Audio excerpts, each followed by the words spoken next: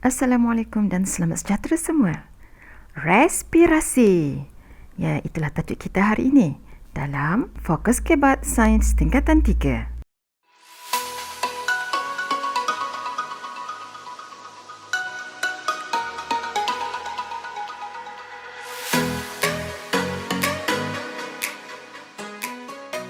Assalamualaikum. Hai, saya Cikgu Liza dari Kelantan. Jom kita mulakan. Ya, inilah kandungan soalan-soalan yang terdapat dalam video kali ini. Jom kita lihat satu persatu. Okey, kita boleh pilih secara rawak. Bermula dengan soalan, kita nak barisan atas dulu. Barisan atas di bahagian hujung. Ya, soalan nombor 9. Mengapakah tempat menunggu pengangkutan awam seperti stesen LRT dan perhentian bas perlu dijadikan kawasan larangan merokok? Mengapa? Mengapa tempat menunggu pengangkutan awam perlu dijadikan kawasan larangan merokok? Ya, kita tahu di kawasan tempat menunggu pengangkutan awam tu ada ramai orang dan kebanyakannya mereka ini adalah tidak merokok. Tapi bila dia berada di sana dan ada orang yang merokok bersebelahan mereka atau berdekatan mereka, mereka akan terhidu asap rokok itu, asap rokok yang berbahaya itu. Orang yang tidak merokok itu akan menjadi perokok pasif. Okey, kita pilih warna kuning ya. Mengapakah tempat menunggu pengangkutan awam seperti stesen LRT dan perhentian bas perlu dijadikan kawasan larangan merokok? Ya, ramai penumpang yang menunggu di perhentian bas dan kebanyakan mereka bukan perokok. Namun begitu mereka akan menjadi perokok pasif. Sebaik sahaja ada penumpang lain yang berhampiran merokok. Jadi itulah jawapannya. Mengapa perlu dijadikan kawasan larangan merokok? Agar mereka yang tidak merokok itu tidak menjadi perokok pasif, yang mana menghidu asap yang berbahaya, asap rokok yang berbahaya itu. Okey, kita balik ke menu utama. Dan soalan 7, soalan 9 dah. Kita teruskan lagi dengan soalan bahagian bawah pula. Kita pilih soalan 11B. Jom. Ya, soalan 11B berbunyi, gas X memudaratkan sistem respirasi manusia. Gas X akan meresap ke dalam kereta yang tidak bergerak dengan pendingin hawanya terpasang. Kereta tak gerak, aircon dia pasang. Tingkapnya tutup dan enjinnya dihidupkan. Terangkan kesan gas X dalam situasi ini. Rasa-rasa apakah nama gas X ini? Ya, betul. Gas karbon monoksida. Kita tahu gas karbon monoksida akan mengambil alih tempat oksigen. Sepatutnya oksigen bergabung dengan hemoglobin dalam sel darah merah dan diangkut ke seluruh badan. Tapi bila adanya gas karbon monoksida, dia akan mengambil tempat oksigen. Dan oksigen tidak dapat lagi untuk bergabung dengan hemoglobin kerana tempatnya diambil oleh karbon monoksida. Jadi badan seseorang itu akan kekurangan oksigen dan boleh menyebabkan koma, yang lebih teruk lagi maut. Ya, jom kita tengok.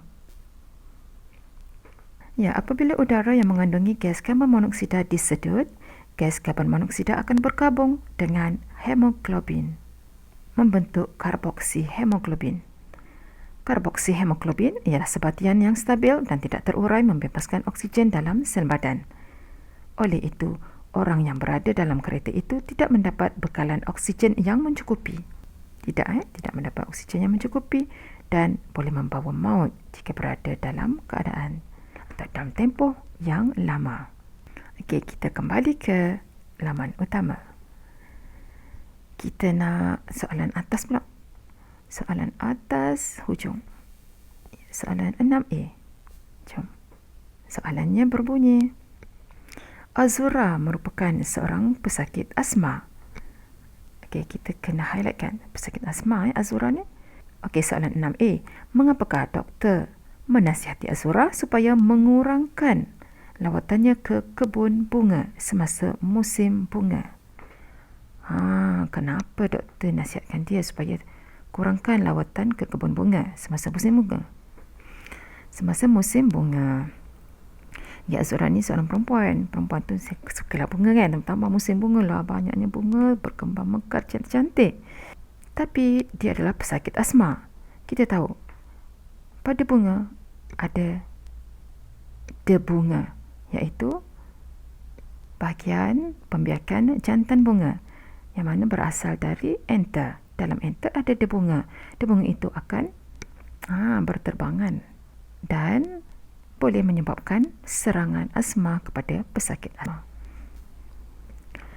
Okey, pada musim bunga, debunga banyak dikeluarkan dari enter. Masa musim bunga, debunga banyak dikeluarkan. Apabila Azura menyedut udara yang mengandungi debunga, risiko dia menghadapi serangan asma adalah meningkat. Maksudnya, daripada dia biasa bila dia pergi sana dan disedut udara, dalam udara tu ada debunga sekali disedutnya boleh menyebabkan serangan asma datang. Okey.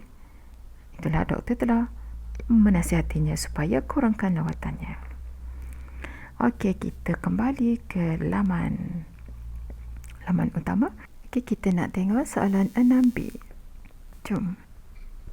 Selain kebun bunga, namakan 2 lokasi lain yang harus dijauhi oleh Azura. Selain dari kebun bunga, terangkan jawapan anda. Okey, Azura ni pengidap asma. Jadi, kawasan perindustrian, kawasan pembinaan dan mana-manalah tempat yang bercerubu dan berdebu perlu dijauhi oleh Azura agar serangan asmanya tidak datang. Okey, kita kembali ke kandungan. Okey, kita nak lihat soalan 10B. Adakah sistem respirasi serangga lebih atau kurang berkesan berbanding sistem respirasi manusia? Terangkan jawapan anda. Okey, jawapannya ialah sistem respirasi serangga lebih berkesan. Kenapa kita kata lebih berkesan daripada sistem respirasi manusia? Kerana pertukaran gas melalui resapan terus kepada sel dalam serangga lebih mudah, cepat dan efisien.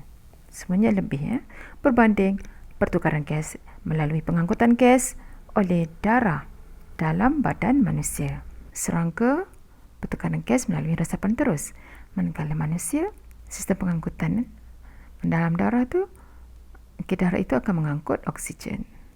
Jadi yang serangga ni lebih cepat, lebih mudah dan lebih efisien berbanding manusia. Okey, kita kembali lagi. Kita akan pilih soalan 7B.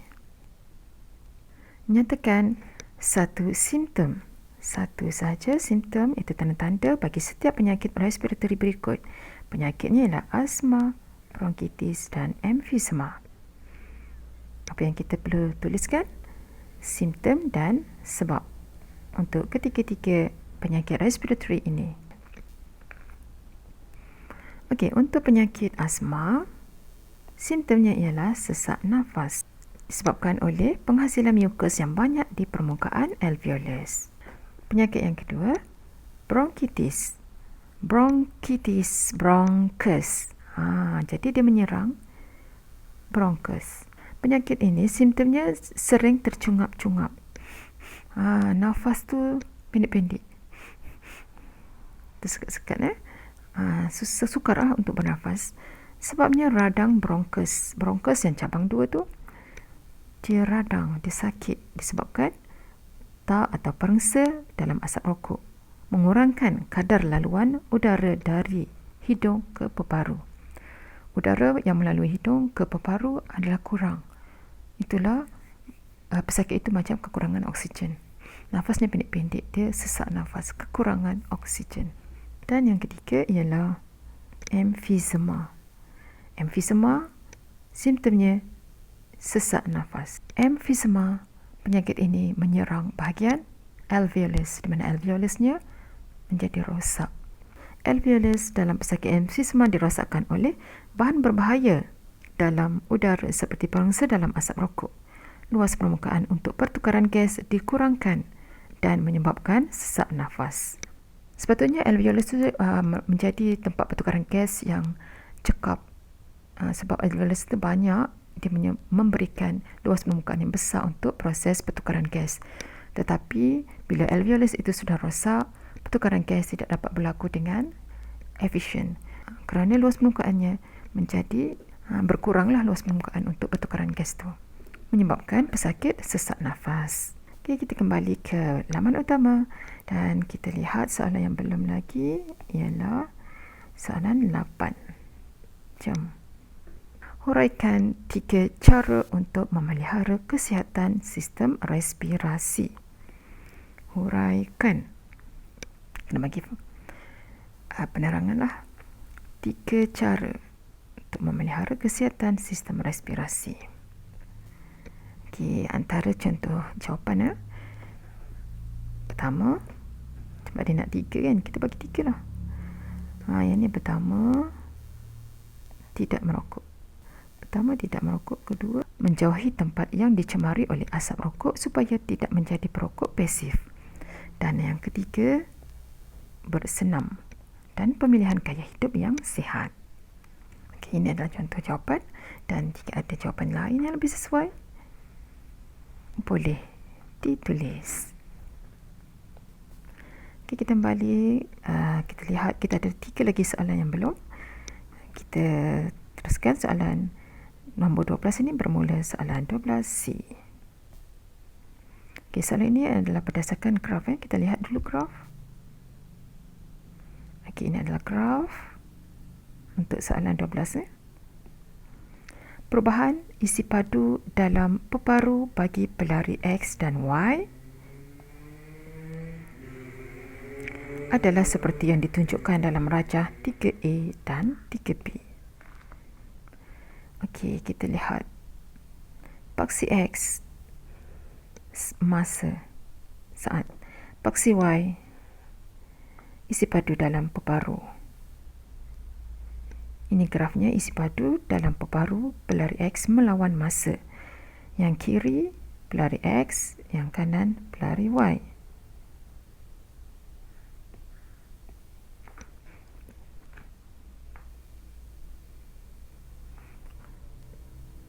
Okey, kita lihat pelari Y tu, dia punya graf dia berada di bahagian bawah sikit kan, berbanding pelari X. Bila dia berada di bawah, kita lihat nombornya adalah 2. Nomornya adalah 2 untuk pelari Y, dan untuk pelari X bermula dengan 2.5. Jadi lebih tinggi lah untuk pelari X. Jadi pelari X isi padu udaranya adalah lebih banyak berbanding isi padu dalam peparu pelari Y. Jom kita lihat soalan tadi. Daripada graf 3A dan 3B, tekan hubung kain antara jenis aktiviti dengan isi padu peparu maksimum. Jadi, pelajar perlu tulis hubung kait antara jenis aktiviti dengan isi padu peparu. Jika peparu mengandungi isi padu udara yang lebih besar, maka lihat jawapannya. Semakin aktif aktiviti yang dilakukan, semakin besar isi padu peparu maksimum. Itulah dia punya hubung kait dia. Semakin aktif aktiviti yang dilakukan, semakin besar isi padu peparu maksimum. Kalau aktif, besarlah isi padu peparu maksimum. Daripada graf pada rajah 3A dan 3B, isi padu udara dalam peparu pelari X dan Y bertambah apabila mereka melakukan aktiviti yang lebih aktif seperti berlari. Anda nampak tak? Ini graf. Semasa dia berjalan, isi padu rendah. Bila dia berlari, kita nampak isi padunya tinggi. Dan bila berjalan, rendah balik. Berlari itu adalah aktiviti yang cergas kan. Ni, dia tinggi. Samalah.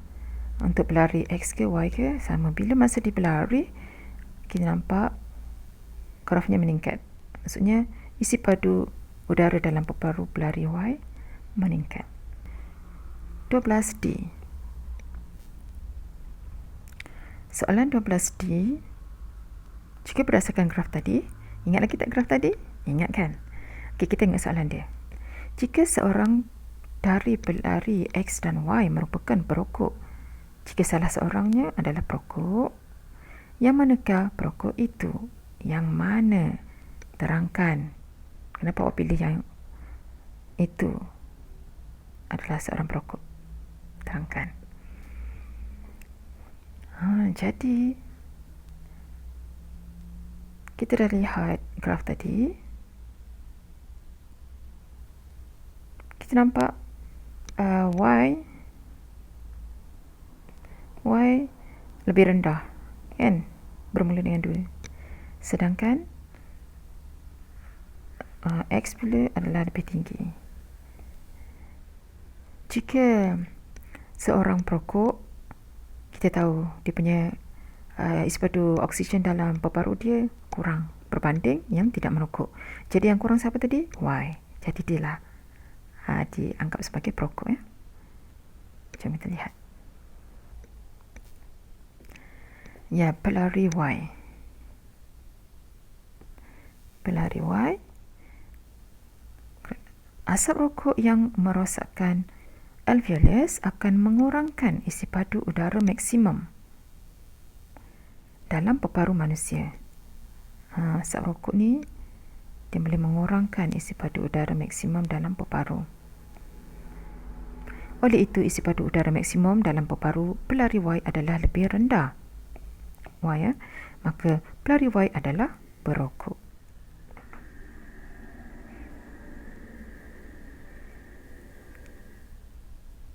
Okey, boleh ya? Okey. Jika salah seorang adalah perokok, yang mana merokok? Yang manakah adalah perokok? Terangkan. Okey, jawapannya ialah pelari Y. Kenapa? Kerana asap rokok ni dia akan mengurangkan dia akan merosakkan alveolus dan menyebabkan isi padu udara maksimum berkurang. Jadi kita lihat siapa yang lebih rendah tadi isi padu udara maksimum? Pelari Y. Maka pelari Y adalah perokok.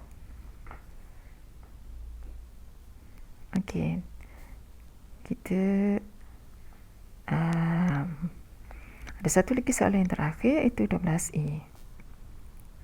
Bagaimanakah penambahan isi padu paru maksimum mempengaruhi kadar respirasi? Terangkan. Mesti ada fakta dan juga huraian. Penambahan isi padu paru maksimum menambahkan kadar respirasi. Isi padu paru maksimum bertambah, kadar respirasi bertambah. Kenapa? Kadar pertukaran gas dalam paru dipertingkatkan. Kadar pertukaran gas dipertingkatkan. Boleh ya anak-anak belajar? Bagaimanakah penambahan isi padu paru maksimum mempengaruhi kadar respirasi? Maknanya bertambah dalam isi padu paru ni. Bertambah.